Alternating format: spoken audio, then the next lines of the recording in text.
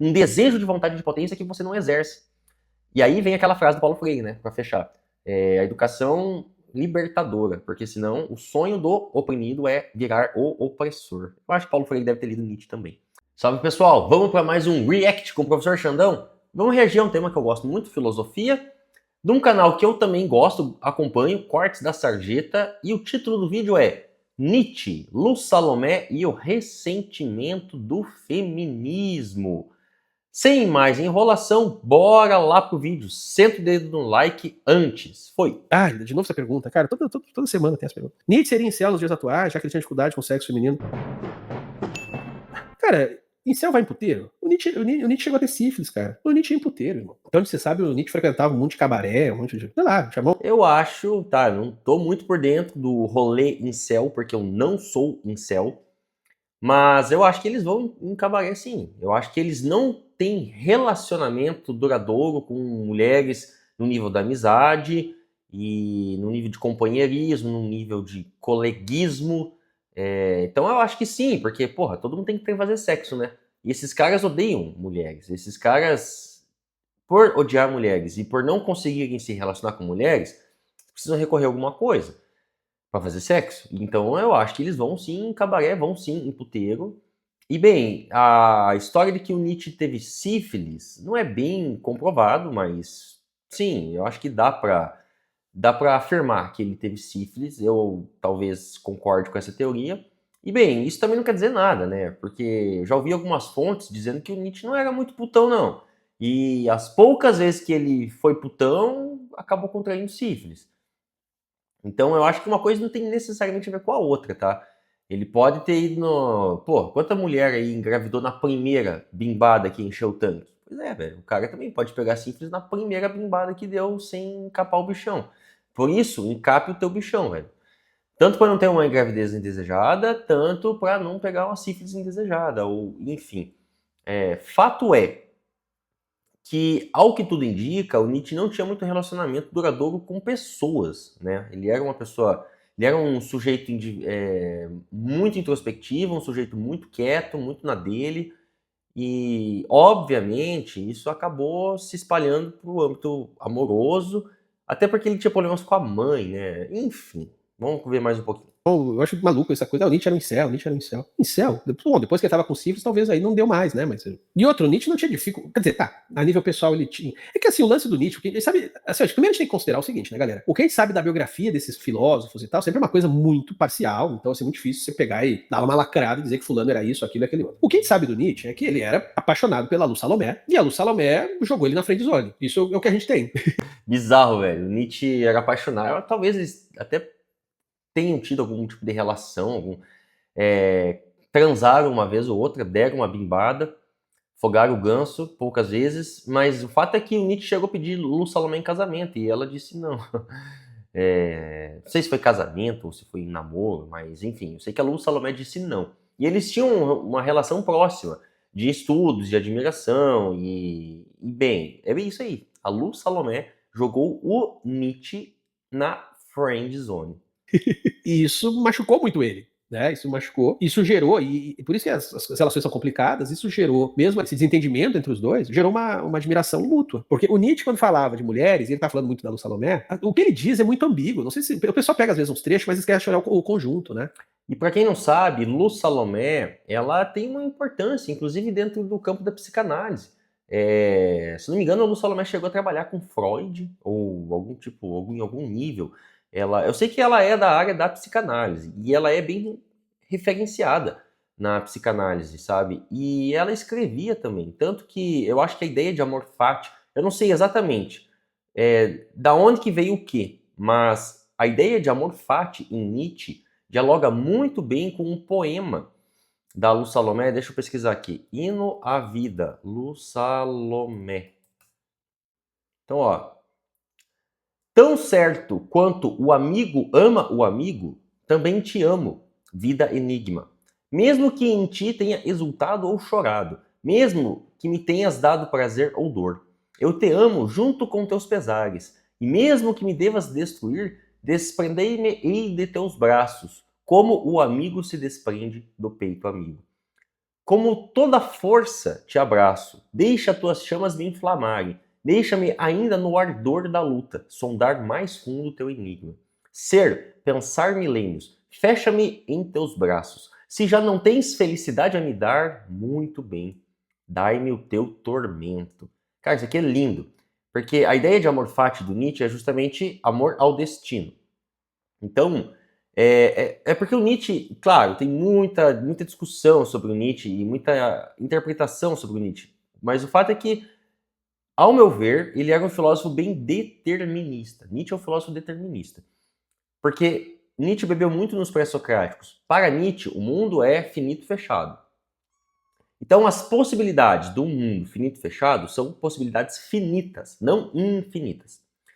Portanto, existe um número bem grande de possibilidades, de combinações, de acontecimentos, de variações, mas finito.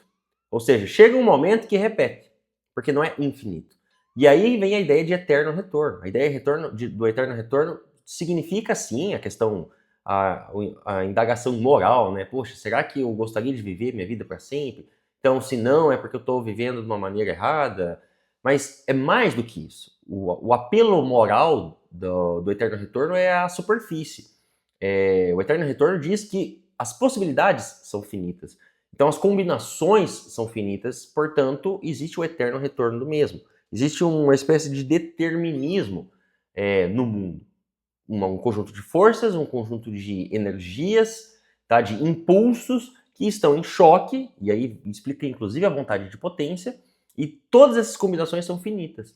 Portanto, as coisas se repetem. E aí, se as coisas se repetem, então o eterno retorno do mesmo nos leva necessariamente à ideia do amor fati. Porque o amor fati significa você amar o destino, você amar, sobretudo, as dores, que é o que o poema diz aqui no final, principalmente, né? Então, olha só. Se já não tens felicidade a me dar, muito bem, dai-me o teu tormento. Isso aqui é lindo, tá? Então é isso, eu amo o meu destino. Se tiver coisa boa por vir, ótimo, maravilha. Se só tiver tormento, que venha o tormento, tá? Então, esse é um poema de Lu Salomé. De novo, eu não sei se o primeiro Nietzsche falou sobre amor fati e depois Lu Salomé escreveu esse poema, ou se o Nietzsche foi influenciado por esse poema a escrever amor fati. Fato é que Lu Salomé é uma pensadora muito relevante, tá? Muito interessante, que eu quase que não vejo as pessoas falarem de Lu Salomé. Então, por exemplo, o Nietzsche falava assim, só a mulher mente melhor do que o homem, por exemplo, o Nietzsche vai dizer umas coisas assim. E aí esses comentários, vai dizer assim, pô, tô pegando isso, o Nietzsche tá chamando as mulheres de mentirosas, não sei o quê. Só que para um filósofo como Nietzsche, cuja mentira é uma potência, sabe, é sempre uma coisa muito ambígua. Não é à toa que a própria Lu Salomé vai conseguir produzir textualmente textos que são ditos anacronicamente feministas, né, ainda que não tinha nem esse termo direito, mas a Lu Salomé vai ter escritos feministas, todo ele calcado na filosofia nietzschiana. A ideia de super-homem, e muito, foi usada e vai ser usada no feminismo da segunda onda, a ideia de super-homem do Nietzsche muito vai servir ao feminismo. Então, assim... E, de novo, né, quando a gente tá falando em Nietzsche, a gente tá falando em diversas possibilidades de interpretação. E em algumas passagens, o Nietzsche é claramente misógino, tá? Em algumas passagens, o Nietzsche é claramente machista. Mas daí a gente lembra também que ele é um homem do século XIX que aprendeu, que estudou, que foi ensinado nas melhores universidades doutrinas científicas que disseminavam racismo, que disseminavam machismo, misoginia. Então, em grande medida, nem é culpa do Nietzsche. É um aspecto da civilização que ele vivia. Mas o Nietzsche ele vai ser extremamente relevante na discussão de gênero, porque antes de Judith Butler, inclusive Judith Butler, eu acho que deve muito ao Nietzsche, porque o Nietzsche vai ser o cara que vai dizer que, olha, a mulher, ela tem um papel diferente do homem na sociedade. Então o Nietzsche ele é um dos primeiros pensadores a colocar a mulher enquanto um ser social diferente do homem, porque tem responsabilidades diferentes. A mulher se comporta e ela se apresenta para a sociedade de outra forma. Então, da mesma forma que o Nietzsche, em algumas passagens, ele é misógino, machista, ele também reconhece que a mulher ela tem um papel na sociedade. Isso abre brecha, isso abre porta para o movimento feminista, inclusive. Tá? E aí a própria Lu Salomé, como o Alexandre, o meu xará, comentou, Ela também tem escritos protofeministas, mas daí se a gente for falar em protofeminismo, a gente chega lá em Eurípides. Caso ninguém tenha lido, leiam Eurípides, eu tenho em algum lugar aí. Eurípides é o feminista da Grécia Antiga, mas enfim, continuando. Sim, você tem essa coisa que eu já cansei de falar aqui. É uma relação muito. É muito mais complexa do que um simples ranço aqui a colar. Ainda que tenha o componente do ranço. Lu Salomé, ó, a problematização chique. Lu Salomé não podia escrever sem Nietzsche, é isso mesmo? Não, o que eu tô dizendo é que a Lu Salomé foi aluna do Nietzsche. Ela usou muita coisa do Nietzsche nas formulações dela. Ela usou. Assim como ela usou também coisas do Freud. Ela também trabalhou com Freud. A Lu Salomé. Ah, então eu não sabia. Portanto, o Hino à Vida foi influenciado pelo Amor Fati de Nietzsche. Boa. Tinha uma circulação com alta intelectualidade, cara. A Salomé é uma mulher pouco discutida, ela é muito lembrada como a mulher que deu fora no Nietzsche, mas a Lu Salomé, ela... E aí veio o machismo de novo, né? A gente lembra dela por quê? Porque ela deu fora no Nietzsche, o que é mais engraçado, né? Geralmente ela seria lembrada por ter namorado o Nietzsche, por ter dado pro Nietzsche. Mas nesse caso não, é porque ela deu fora no Nietzsche. Ela foi uma grande intelectual, uma grande. Uma produção textual que não tem nem tradução no Brasil, não sei se alguma coisa dela já foi traduzida. E ela, de um jeito muito, eu diria, indireto, ela influenciou os rumos do feminismo. Eu diria indireto porque eu não vejo também muitas feministas falarem da Lu Salomé, mas elas às vezes falam de pessoas que leram a Lu Salomé, tiveram contato, entre elas o Foucault, né? E esse é um problema da produção acadêmica do Brasil. Porque tem pouca verba, e então, se tem pouca verba, as pessoas têm pouco interesse.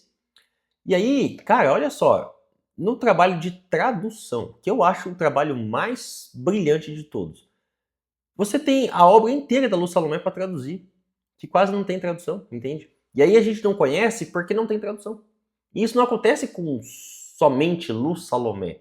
Isso acontece com grandes autores, Shakespeare mesmo. Shakespeare ele é conhecido aqui no Brasil pelas suas peças, né, do teatro. Mas tem vários poemas de Shakespeare que não tem tradução. Sabe? Muita gente foda tem textos, novelas que não foram traduzidos ainda. Então, o fato de a gente desconhecer muitos autores é porque ninguém traduziu. Porque, vamos falar a real, né? Você não vai ler Lu Salomé no alemão, você não vai buscar esses autores para ler no francês. Então tem que ter essa tradução para o português para facilitar com que os estudantes, o pessoal da graduação, tenham acesso, tenham contato. E aí, no processo de tradução, você já vai fazendo críticas, você já vai, né, tecendo argumentos, você já abre um campo de estudo para expandir aquele autor, que antes estava meio que desconhecido. E bem, esse é um leque infinito. Infinito, cara. E aí, se você pega idiomas e línguas mais estranhas, tipo, vai pro árabe, velho. Cara, você não tem nada traduzido do árabe quase. Você tem traduções indiretas. E o interesse também por literatura iraniana, por literatura, sei lá, do Cazaquistão. Você já leu algum autor do Cazaquistão? Pois eu aposto que tem alguém foda lá, velho. Mas a gente não conhece. Foucault teve contato com, leu a Lu Salomé e tal. Então, assim, você tem aí uma história do pensamento, inclusive de um pensamento masculino e feminino, que é muito mais complicada quando você pega essa relação Nietzsche e Lu Salomé. Deixa eu pegar esse comentário aqui. Fui pesquisar e a primeira notícia, Lu Salomé, a aquariana que foi a grande paixão de Nietzsche. Que maneira de reduzir o trabalho de uma pessoa. Pois é, isso eu falo, o pessoal às vezes quer dar uma de feminista, mas sabe muito pouco. Sim, mas enfim, o que se tem do Nietzsche, da relação dele com a Lu Salomé foi essa, né? Agora, como eu disse, por outro lado, isso sempre gerou uma espécie de admiração mútua, porque o Nietzsche apontava uma espécie de perversidade do universo feminino, que ao mesmo tempo, para um filósofo como ele, que pensa muito a partir de vontade e potência, isso em grandes partes é um elogio. A única coisa que eu acho que eu já falei isso na live exclusiva. Nas lives exclusivas eu comento isso. Eu já falei que eu não vou falar assim tão facilmente numa live do Cal. E aí tá um aspecto, fascinante da teoria do Nietzsche, porque a vontade de potência, né, esse jogo dos afetos, que é muito nietzschiano, que nos leva a atitudes, talvez, desprezíveis, como o próprio ato de dominar outros seres humanos, a escravidão, os grandes imperadores, sabe? Relação de vontade de poder, relação de imposição de afetos, de pessoas que não seguem as leis e que controlam, portanto, o rebanho, a manada. Isso aí gera muitos problemas, que inclusive os comunistas odeiam Nietzsche também por conta disso. E isso serve para essa relação entre mulheres e homens, relações de gênero. Então, se a mulher é uma cuzona com o homem, se a mulher cagou na cabeça do cara, o Nietzsche pode olhar, você pode fazer uma leitura nietzschiana a partir do jogo dos afetos e a partir da vontade de potência, de que, porra, é algo a se admirar. principalmente numa sociedade, né, pegando ali o recorte do Nietzsche, do século XIX, onde as mulheres eram submissas aos homens. E aí, quando uma mulher subverte a lógica, isso, na teoria do Nietzsche, encaixa muito bem. Encaixa muito bem, é muito massa. Mas aí a gente também tem que lembrar da vida pessoal do Nietzsche. O Nietzsche teve problema com a mãe, teve problema com a irmã, e isso é determinante, tá? E aí, de novo, a gente está dentro do circuito de pensamento nietzschiano, porque ele era um determinista, né, segundo a minha análise. Então, os problemas que ele teve de relacionamento com a mãe e com a irmã geraram nele, obviamente, certos traumas que determinaram a vida amorosa e sexual do Nietzsche. Então, ele também tem um pezinho atrás, ele também tem algumas passagens misóginas, não apenas por aspectos da sociedade que ele vivia, mas também porque ele teve problemas femininos. E a nossa primeira referência feminina na infância e na nossa vida é a mãe. Né? E a irmã, poxa, imagina, a irmã estava presente desde o início da vida dele. E eram pessoas que, teoricamente, deveriam ser confiáveis, mas o Nietzsche acabou tretando com todas elas, sabe? Então, isso aí também vai gerar um aspecto não, e aí não de admiração, tá? Porque uma coisa é você pegar o pensamento do cara e achar que o cara segue o próprio pensamento, e achar que o cara é fiel a si no campo das ideias. Quando a gente sabe que na prática não é dessa forma que funciona. E eu acho que isso é mais legal ainda, entende? Confere uma certa contradição na vida do autor. Por exemplo, Rousseau. O Rousseau, ele escreve Emílio, que é um texto de pedagogia, tá? E é assim, uma grande obra, um clássico, um marco da pedagogia contemporânea. E fala que a criança, né, precisa de uma educação a tempo integral, acompanhada. É genial, é fantástico a ideia do Rousseau. Inclusive de estímulos sensoriais. E aí você vai ver, o Rousseau abandonou os 5 filhos, sabe? Então, se ele fosse fiel à sua própria teoria, aos seus livros, ele não teria abandonado os 5 filhos. Mas aí é que está o ponto. Uma coisa não está necessariamente relacionada com a outra. Uma coisa não é uma relação de nexo causal, não tem uma relação de necessidade. Você pode muito bem falar uma coisa, você pode muito bem, pela construção de argumento de alguém, indagar, afirmar certas coisas, postular certas coisas, mas que esse mesmo alguém, na prática, na hora, lá no fim, fez diferente. Entendeu? E é isso, é a vida humana, a eterna contradição humana. Então, a gente pode ler, segundo a doutrina do Nietzsche, que sim, as mulheres, a Lu Salomé, inclusive, que pisou na cabeça do Nietzsche, é algo admirável. Mas eu acho que, na prática, o Nietzsche talvez não admirasse tanto assim, por conta desses problemas femininos que ele teve com a mãe, que ele teve com a irmã, e aí ele nunca mais se relacionou, e enfim. Porque isso merece uma reformulação, assim, tem muitos poréns nessa conversa. Mas a crítica que o Nietzsche faz a um feminismo ressentido, bem, essa crítica, veja, não é que todo feminismo é ressentimento, mas de que há um componente de ressentimento entre vertentes do feminismo, bem, essa crítica a gente ainda tem que voltar nela, mas eu não vou avançar nisso, porque senão aí o mundo vem abaixo. Tem que ir com calma nesse assunto.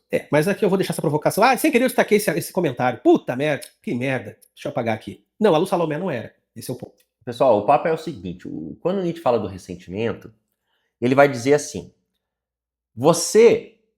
eu tô vulgarizando, mas é para ficar mais simples. Você odeia fulano, você fala mal de ciclano, etc, etc, tá? Aquele cara lá, o seu chefe, pau no cu, enfim, o Neymar, enfim, trai a esposa grávida, tudo essa porra. Mas você fala isso porque no fundo, você queria estar lá fazendo o que ele faz. Porque o Neymar traz a esposa grávida, o seu chefe é um pau no cu, mas eles estão exercendo a vontade de potência deles. Eles fazem o que eles querem, estão determinando a moral deles. E você não consegue fazer isso. Porque você é fraco. E aí você tem que seguir as ordens dele, entendeu? E aí você tem que ficar lendo o que as pessoas falam do Neymar. Quando você gostaria, na verdade, no fundo, de que as pessoas estivessem lendo sobre a sua vida. De que no fundo, as pessoas se importassem e tivessem curiosidade sobre a sua vida. Mas você não está nesse patamar. Você está no patamar dos fracos. Onde é você que fica buscando a fofoca do Neymar. Entendeu? Isso gera um ressentimento. Sabe? Você fica remoendo isso. Porque você se frustrou E aí essa frustração ela volta, você fica ruminando, entendeu? E aí você vai ficando uma uva passa, entendeu? Porque daí você fica falando mal aqui, você fala mal ali, daí você critica ali, mas no fundo você queria estar exercendo a sua vontade de potência fazendo todas essas coisas. Portanto, a crítica que o meu xará não quis fazer aqui ao feminismo, do ressentimento, em alguma medida, pode ser essa. Porque as mulheres criticam os homens, porque os homens não ligam para as mulheres, porque os homens não sei o quê, porque os homens transam, engravidam e vão embora, e porque os homens eles não precisam, né, ter compostura social, comportamental. Mas no fundo, no fundo, no fundo, é porque as mulheres gostariam de fazer tudo isso. Só que as mulheres não podem fazer isso. Por conta, né, dessa força masculina, por conta da vontade de potência masculina que criam instituições que privam a mulher desse tipo de coisa. E aí, às vezes, talvez, quem sabe, o feminismo seja uma forma de ressentimento, porque se as mulheres pudessem, fariam o mesmo que os homens. É uma boa discussão, tá? É uma boa discussão, assim, dentro do pensamento nietzschiano. E, de novo, por mais que o Nietzsche tenha... O Nietzsche é um pensador brilhante por conta de tudo isso que eu falei. Ele traz pontos muito polêmicos que são possíveis diversas interpretações. E o legal é que Nietzsche não é um filósofo tão difícil de ler. Eu lembro que quando eu li pela primeira vez a Genealogia da Moral, eu tenho... Acho que tá aqui, ó. Esse livrinho aqui, eu recomendo muito que vocês leiam Genealogia da Moral. Não é um livro difícil, sabe? Mas é um livro que dói, porque parece que tudo que você acredita que é certo, o Nietzsche está falando que está errado. A lógica do pensamento, da argumentação dele é totalmente oposta daquilo que é o cristianismo. E, querendo ou não, todos nós aqui no Brasil somos cristãos, porque fomos educados nessa pedagogia. Então dói, cara. Você lê Nietzsche dói. Não é que é difícil. Pelo menos esse texto. Esse texto aqui é bom para começar, inclusive, porque ele não é tão difícil, mas ele dói. É você botar o dedo na ferida, é você confrontar suas certezas. E bem, vamos lá, vamos continuar. Ponto. Sem querer, eu destaquei aqui o comentário. Desculpa, gente, foi sem querer esse comentário. Sem querer mesmo.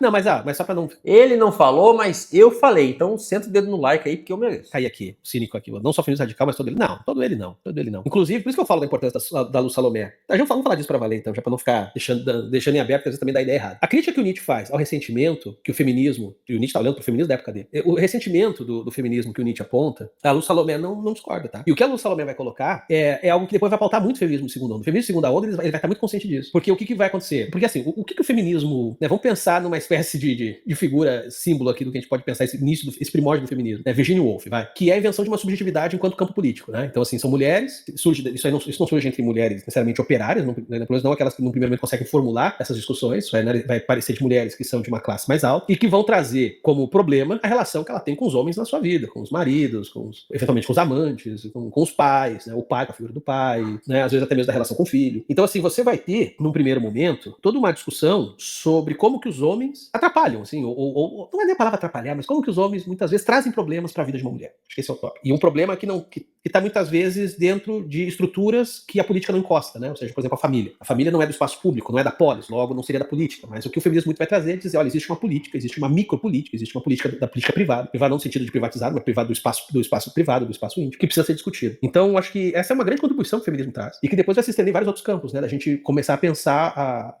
o subjetivo como um campo político. Né? Não é à toa que isso vai acontecer no século XIX, que também é uma época que começa a surgir as psicologias profundas. Então, a ideia de subjetividade política começa. Vários movimentos vão trazendo essa compreensão. O feminismo é um deles nesse processo todo. Agora, uma coisa que Nietzsche vai reclamar, e a Salomé não vai se contrapor, é de que se os homens estão, vamos usar um vocabulário bem nietzschiano, tá? Se os homens estão, né?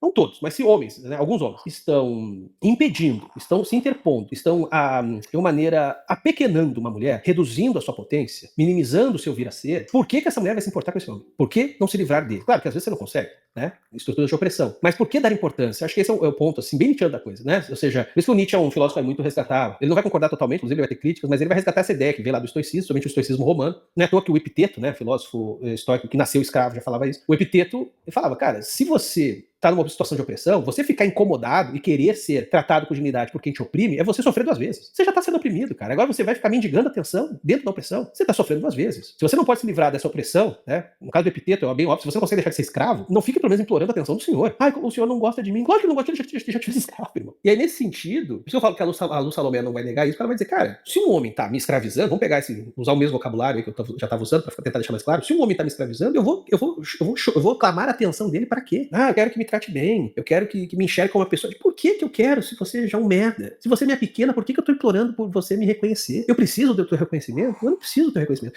E esse é um ponto que, por isso que eu falo que o feminismo da segunda onda vai estar consciente disso. Simone de Beauvoir é uma que está consciente disso. Porque o feminismo da segunda onda e o feminismo negro, olha só, isso é muito doido, né? Assim, eu acho que a vertente mais nietzschiana do feminismo da segunda onda ali vai ser o feminismo negro. Porque toda a discussão vai ser na seguinte, né? Por isso que o feminismo da segunda onda, anos 60, vai pensar muito a questão do mercado de trabalho como um ponto de emancipação da mulher. E o papo muito é o seguinte, olha, a gente só não quer que vocês nos atrapalhem. Sai da frente.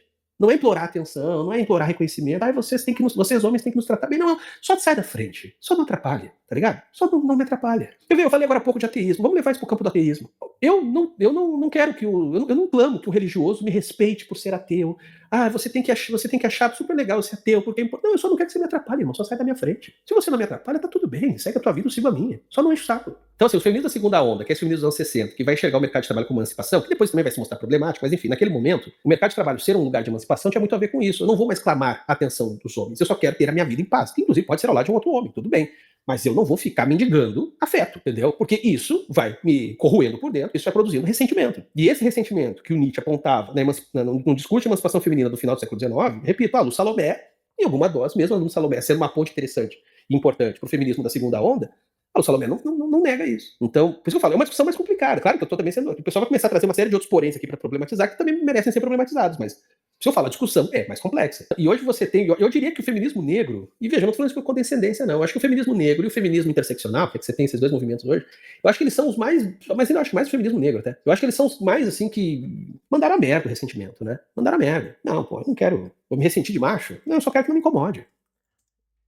Meu trabalho é fácil porque eu uso o ClickUp. É assim que eu acompanho todas as minhas tarefas. Eu começo Só isso. E é por isso que eu vejo, assim, como sempre um gesto. Porque o mundo é complexo, então as coisas são ambivalentes. Por isso que eu sempre vejo uma certa ambivalência. Quando saem essas publicações, e o mercado editorial tem 500, assim, seja em quadrinhos, seja literatura, seja biografia, etc. Tem 500 publicações que vão nessa linha, assim, de mulheres falando dos seus parceiros e do quanto que eles não são legais e tal. De novo, isso é ambivalente, porque eu acho que, por um lado, é legal mesmo, assim, entre as mulheres ter esse compartilhamento de relato, até mesmo, às vezes, o fato de uma dizer que aquilo não é legal, outra percebe que o seu parceiro faz isso e aquilo é incomodável, mas ela nunca parou pra pensar o quanto que aquilo incomoda. Então, eu acho que tem um lado positivo, não nego. Mas tem outro lado, que é você continuar refém dessa roda do ressentimento, né?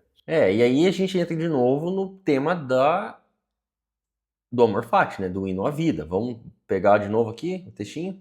Porra, essa propaganda é um saco, hein?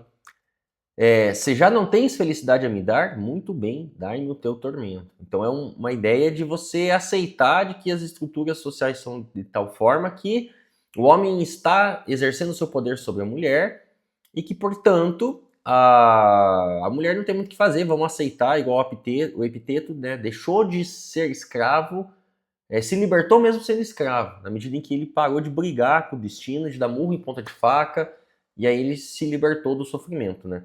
Claro, e aí, a partir da medida em que a mulher conquista a emancipação, vai conquistando poder, ela vai também criando esse sentimento de mais poder, esse sentimento de mais domínio, de mais independência, de mais liberdade, que leva, enfim, a essa luta total e completa entre os sexos, entre disputas políticas, disputas empresariais e assim por diante. E a vida, né? Porque a própria ideia do Nietzsche de vontade de potência significa que a cada célula do seu corpo, cada átomo do seu corpo, cada molécula quer mais e mais potência, quer vibrar, mais tesão e mais tesão, e enfim. Você está refém disso. E esse mercado do ressentimento, mesmo quem se diz mega progressista e tal, o cara lucra muito com isso. Eu já cansei de falar aqui, eu acho que essa discussão sobre ressentimento não é uma discussão pequena, não. Eu acho que talvez, eu diria que ela é a nossa, olha, papo reto. Talvez seja, do ponto de vista cultural, o nosso principal debate. O ressentimento, eu acho que hoje deve ser o principal debate. Porque esses movimentos, essa coisa aí, que é difícil até de dar nome, muito representada pelo Trump,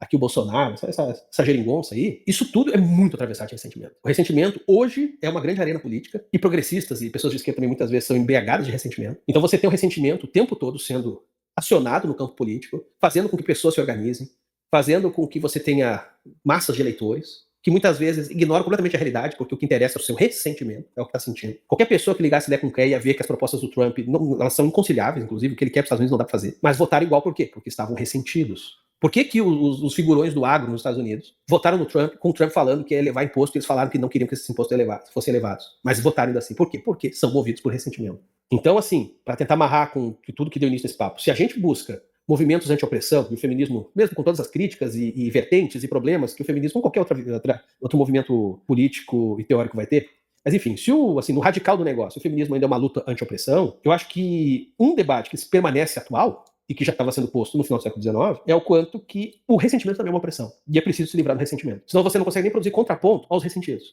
a essa legião de ressentidos. Como é que você vai se contrapor aos ressentidos? Sendo ressentido também? Aí você não se contrapõe, você faz parte. Esse vídeo... E o ressentimento é esse veneno mesmo, que é insaciável, né? Você entra naquela roda que você tá sentindo novamente aquela dor, porque você me humilhou, porque você me manda em mim, porque você me bateu, porque você me escravizou, porque você me xingou, porque você me fudeu, porque você... Sabe? E aí você não anda pra frente, tá ligado? Você não vai pra frente. E a crítica que o Nietzsche faz ao ressentimento é uma crítica muito interessante, mas a gente percebe as nuances do ressentimento. Ele é perigoso na medida em que o ressentimento ele te coloca nesse cárcere, e ele também é perigoso porque, em alguma medida, o ressentimento pode ser um desejo de vontade de potência que você não exerce. E aí vem aquela frase do Paulo Freire, né, para fechar.